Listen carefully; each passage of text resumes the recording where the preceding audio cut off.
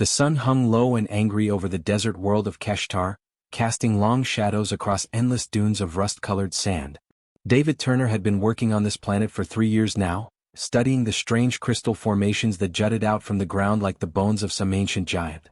He was a geologist, the kind of person who spent most of his time alone with rocks and soil samples, which suited him just fine. People were complicated. Rocks made sense. That particular afternoon, David was heading back to camp when he noticed something wrong. There was a shadow on the ridge ahead, too big, too dark, too out of place. At first, he thought maybe it was a rock formation he hadn't cataloged yet. His heart started beating faster. The shadow wasn't moving, but something about it felt alive in a way that made his skin crawl. As he got closer, the thing came into focus, and David's mind couldn't quite process what he was looking at. It was a dragon. An actual dragon. Massive. Easily the size of a small building. Its body was covered in what looked like scales, but they weren't like anything in nature that David knew about.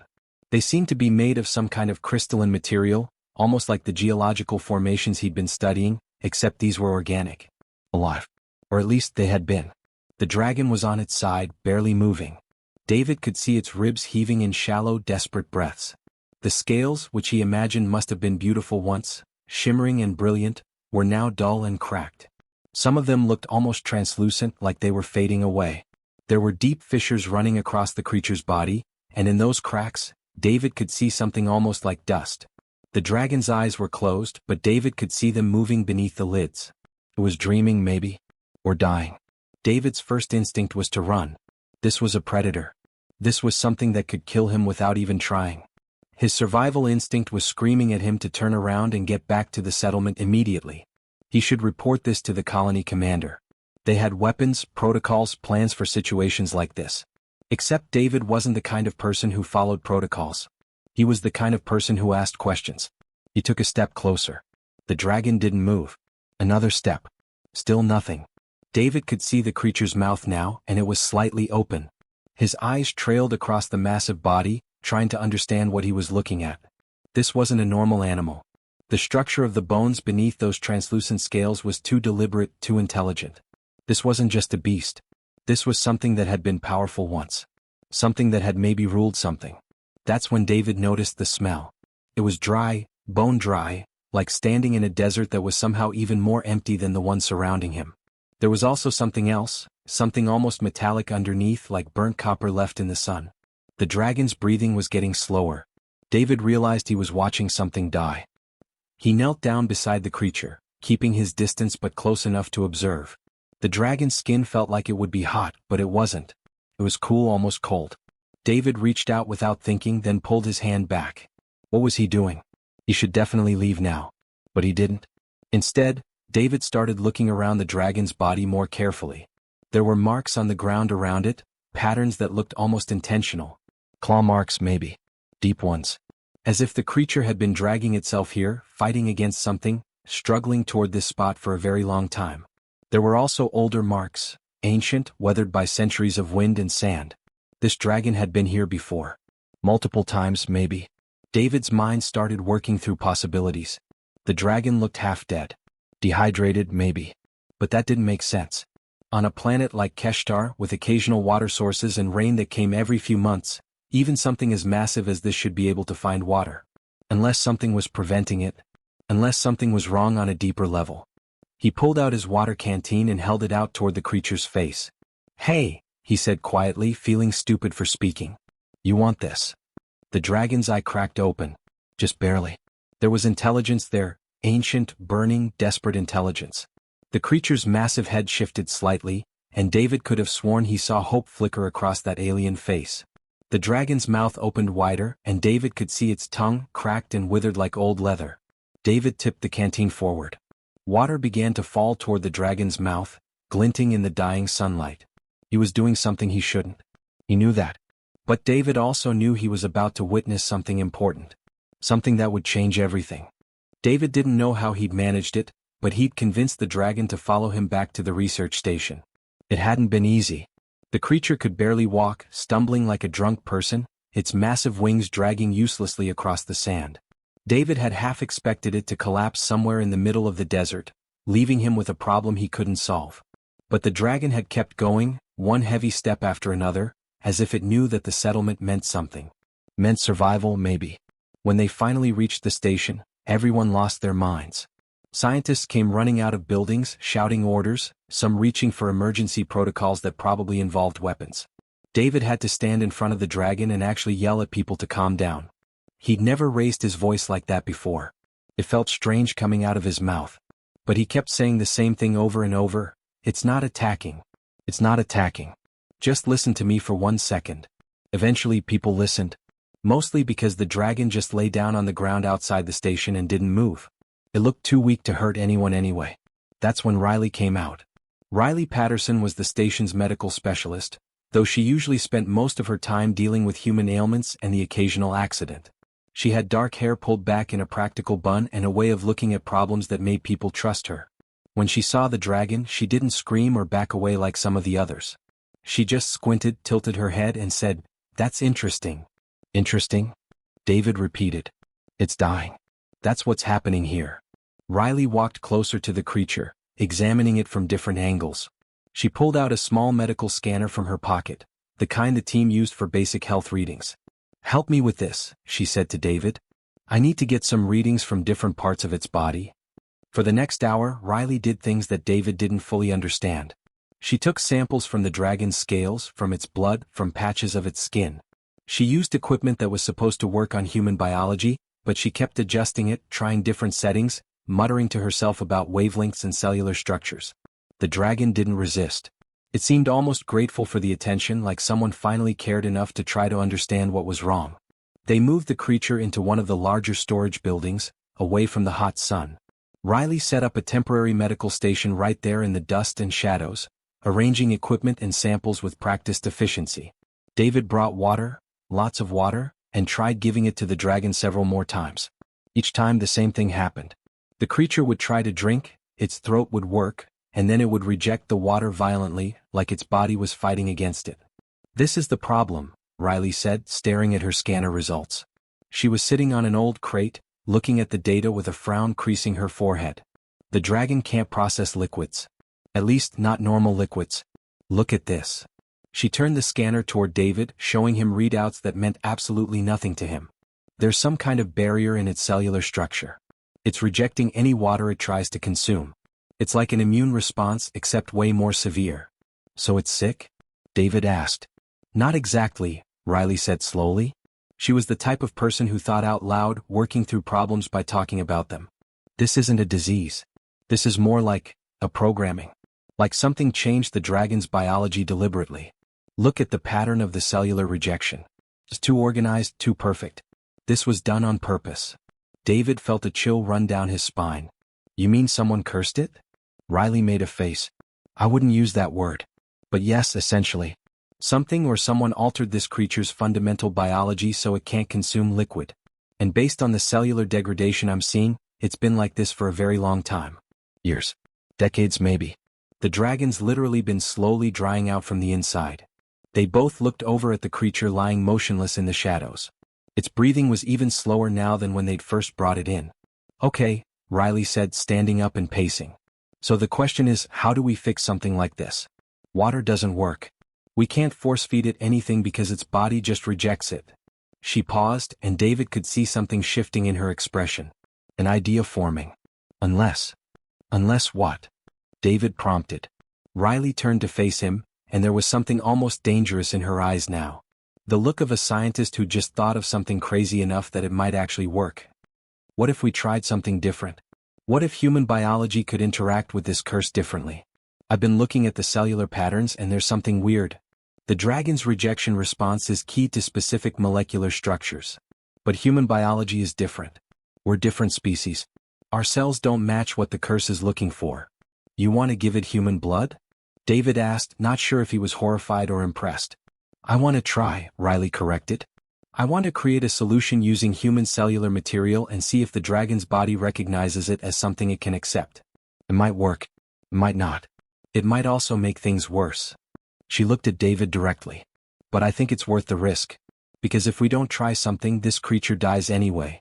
David looked at the dragon, then back at Riley. "Then let's try it." Riley spent the entire night in the makeshift medical lab, hunched over equipment that was never designed for what she was trying to do.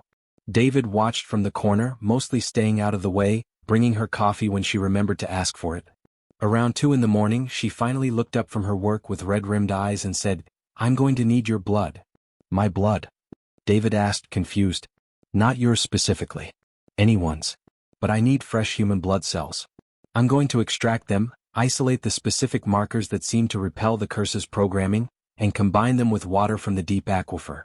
If I'm right, and that's a big if, the dragon's body won't recognize it as something to reject." David didn't hesitate. He sat down, let Riley take a sample, and tried not to watch as she worked the blood through various machines, centrifuges spinning, liquids changing colors. The whole process looked more like alchemy than science. By dawn, Riley had created something that looked almost like regular water, except it had a faint shimmer to it. Just barely noticeable, like oil on water, except smoother somehow. More alive. Riley held it up to the light coming through the window and said, "This is either going to save that dragon's life, or it's going to kill it faster. There's no middle ground here."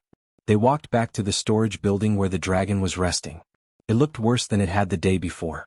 Its breathing was shallow and the cracks in its scales seemed to have deepened.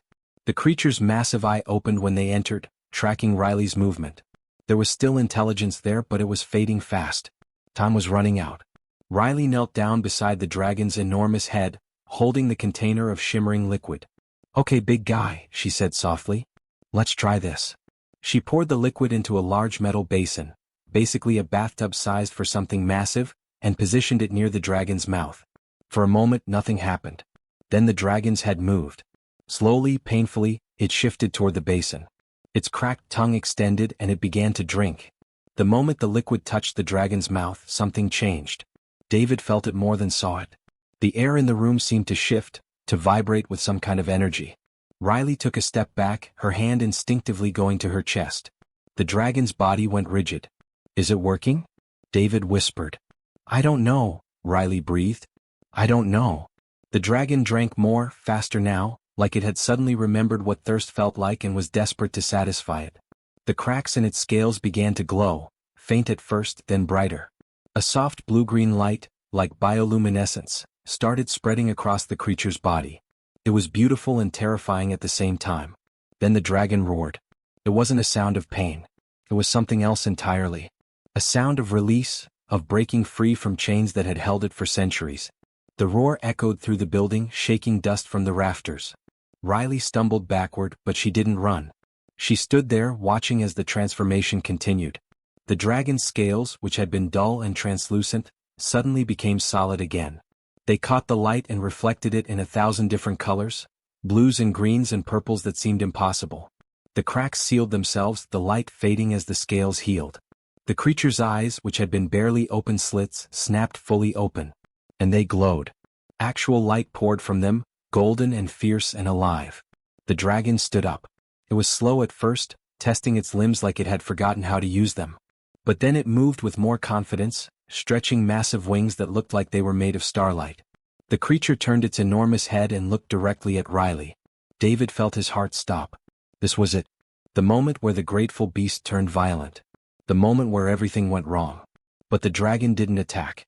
Instead, it lowered its head slightly, a gesture that somehow felt respectful. Reverent even. The golden light in its eyes dimmed to something softer, almost gentle. And then, in a voice that sounded like wind through canyons and ancient stone grinding together, the dragon spoke. "You freed me," it said, and the words seemed to come from everywhere at once. "A human freed me. I don't understand." Riley stood there, trembling slightly, staring up at the creature that now towered over her. Her voice was steady when she spoke, though David could hear the fear underneath it. "You needed help. We helped you. That's what we do." The dragon was quiet for a long moment. "My kind would never do such a thing. We would let you die and call it mercy. We would never share our own essence to save a stranger." The creature's head tilted, studying Riley with an intensity that should have been terrifying but somehow wasn't. "You are fragile. Temporary. Beneath us by every measure. And yet you did this. You risked yourself for me." "I'm not beneath you," Riley said quietly. "And you're not as above us as you think." The dragon closed its eyes, and when it opened them again, the golden light was almost soft. "No," it said. "Perhaps I am not." The dragon, who eventually told them his name was Vexthorn, though the sound of it made the walls vibrate, didn't leave the settlement right away. He couldn't really. Even with his strength returning, centuries of slowly dying had taken a toll. His body needed time to heal, to remember what it felt like to be whole again. So he stayed in the storage building, which the colony quickly converted into something more suitable. They removed the old equipment, cleared out the dust, and basically turned it into a massive shelter for a creature the size of a building. Riley spent a lot of time with him. She'd bring her medical scanner, checking his progress, making sure the healing was continuing properly. David would sometimes sit nearby, watching this strange relationship develop between a human woman and an ancient dragon. It was weird, but in a way that felt important somehow. One afternoon, about a week after the breakthrough, Vexthorn asked Riley a question that seemed simple but wasn't. "Why?" he said. "Why did you do this for me? What do you gain?" Riley was sitting on a crate eating a sandwich, looking tired the way people do when they've been working too hard. She looked up at the dragon, confused. "What do you mean, what do I gain? I don't gain anything." "Exactly," Vexthorn said, and there was something almost angry in his voice. "You gain nothing.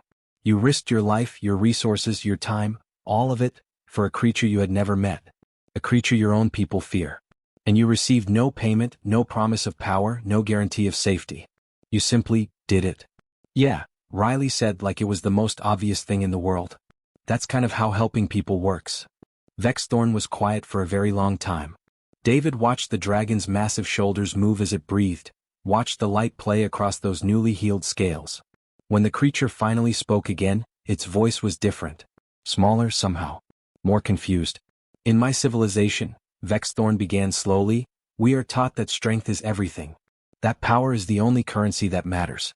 We hoard knowledge, wealth, territory, anything that gives us advantage over others. When one of us falls, we do not help them. We see it as the natural order. The weak deserve what befalls them. The strong survive. That is how it has always been." "That sounds lonely," Riley said quietly. "It is," Vexthorn replied, and the honesty in those words was shocking. "I have lived for nearly 1,000 years. I have conquered star systems. I have bent entire civilizations to my will. And I have never once had anyone help me simply because I was suffering. Not once in a millennium."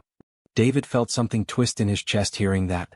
1,000 years of power and dominance, and the dragon had been completely alone the entire time.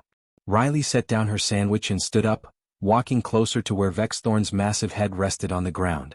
"Well, you have now," she said. "People helped you. I helped you.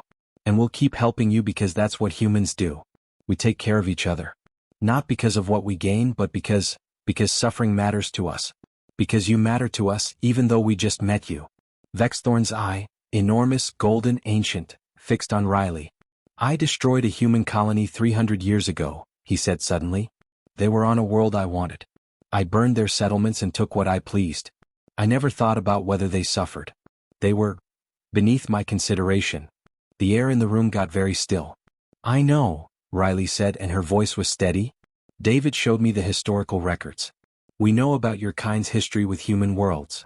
And yet you saved me," Vexthorn said. "It wasn't a question. I saved you because you were dying," Riley said. "Not because of what you've done or who you were or what civilization you came from. Just because you were suffering and we could help." Over the next few days, David watched something happen that he'd never expected to see. A dragon, an actual ancient dragon, a creature of pure power and dominance, began to question everything he believed about strength.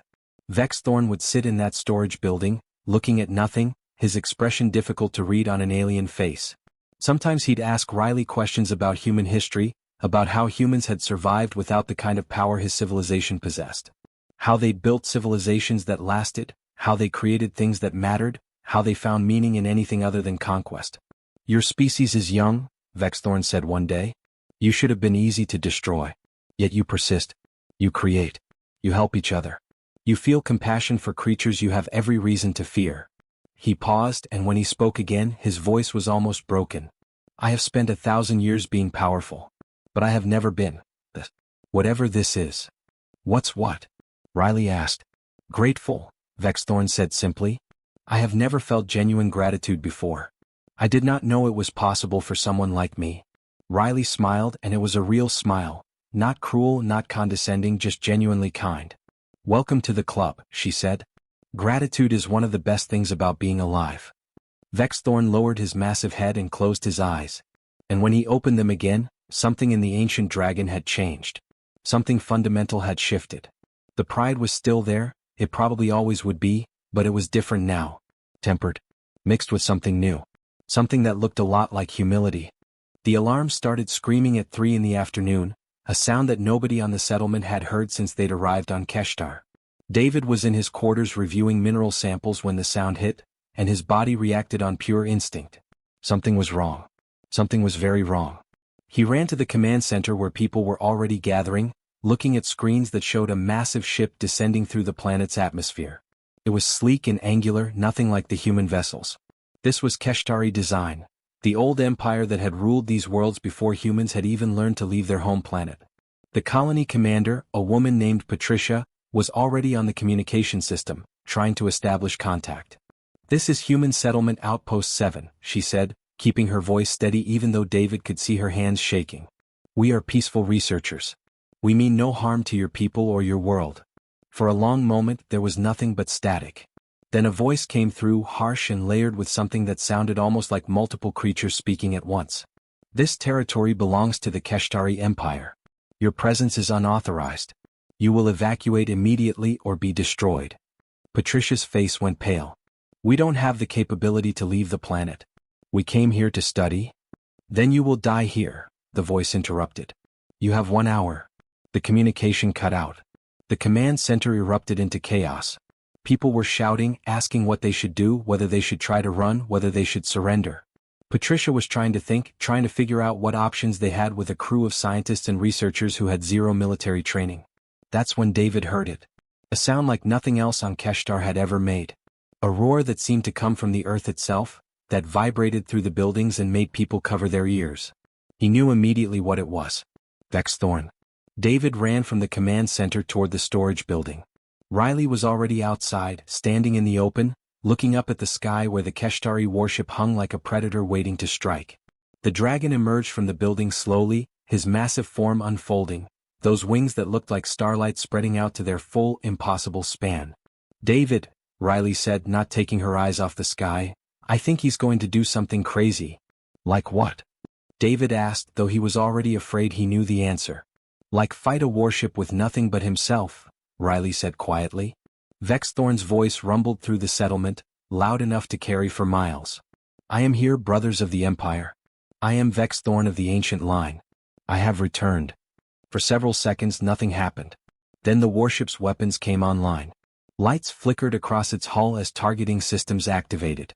The dragon didn't flinch. He simply launched himself into the air, his wings catching the light of Keshtar's sun, and flew directly at the ship.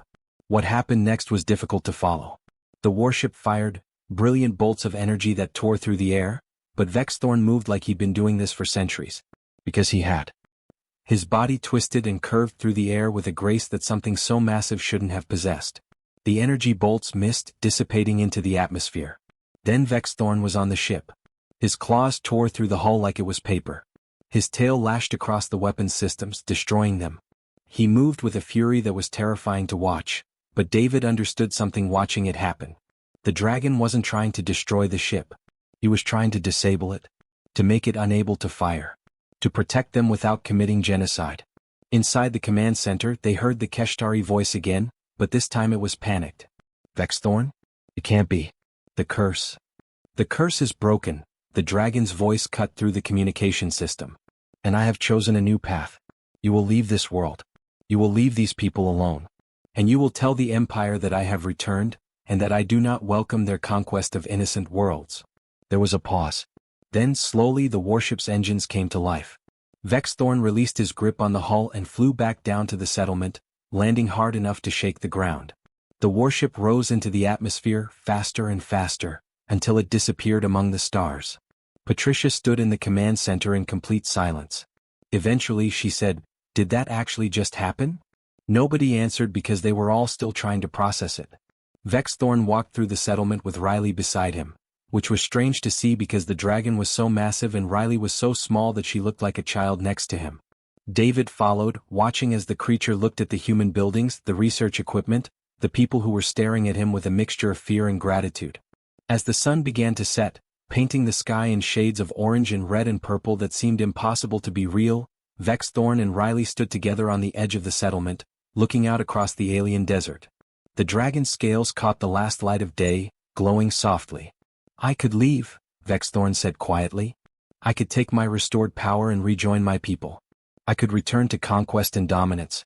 I could pretend that the last few weeks never happened." "Why don't you?" Riley asked.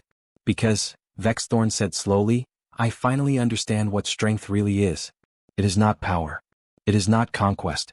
It is the ability to help those who cannot help themselves. It is the choice to stay when you could leave. It is compassion."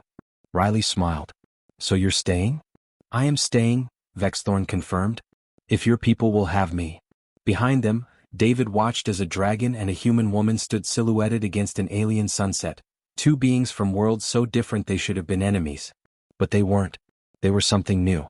Proof that strength and weakness, predator and prey, ancient power and fragile compassion could exist together.